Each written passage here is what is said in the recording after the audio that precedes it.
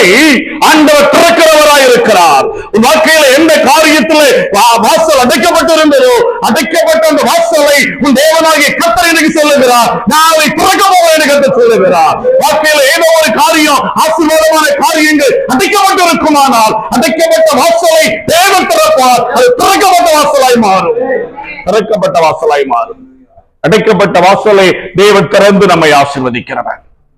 எந்த காரியம் இன்னும் திறக்கல, இன்னும் எந்த காரியத்துல இன்னும் நன்மை வரல, எந்த காரியத்துல இன்னும் ஆசீர்வாதத்தை எதிர்பார்த்து சார்ந்து போயிருக்கிறோமோ அந்த காரியத்துல என் தேவன் சொல்லுகிற வார்த்தை, திறந்த வாசல் உனக்கு உண்டு.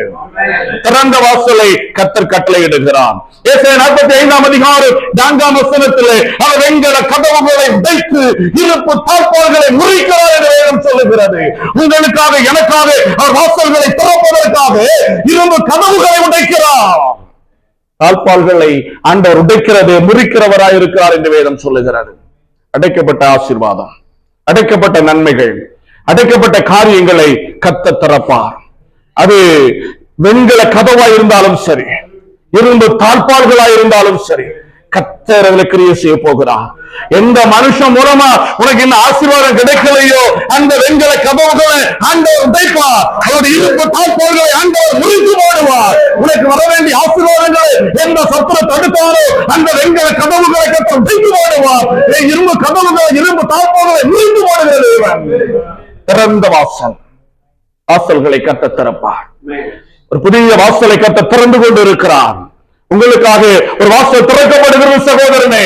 இந்த தேசத்திற்கு நாம் வந்திருக்கிறோம். இந்த தேசத்திலே கர்த்தர் ஆசீர்வாதமான வாசல்களை திறக்கிறவராய் இருக்கிறார். ஆசீர்வாதமான காரியத்தை உனக்கு திறப்பேன் என்று கர்த்தர் சொல்லுகிறார். திறக்கப்பட்ட வாசல், திறக்கப்பட்ட வாசல், திறக்கப்பட்ட வாசல். விசுவாசத்தோடு சொல்லுங்க, ஆண்டவர் என்னுடைய வாசலை திறந்து விட்டார். என்னுடைய ஆசீர்வாதத்தின் வாசல்களை கர்த்தர் திறந்திருக்கிறார். என் பிள்ளைகளுக்காக, என் குடும்பத்திற்காக, என்னுடைய நன்மைக்காக நான் ஜெபித்துக் கொண்டிருக்கிற காரியத்தில் அவர் வாசல்களை திறந்து விட்டார். வாசல்களை திறந்து விட்டார். வாசல்களை திறக்கிற தேவன். திறந்த வாசல்.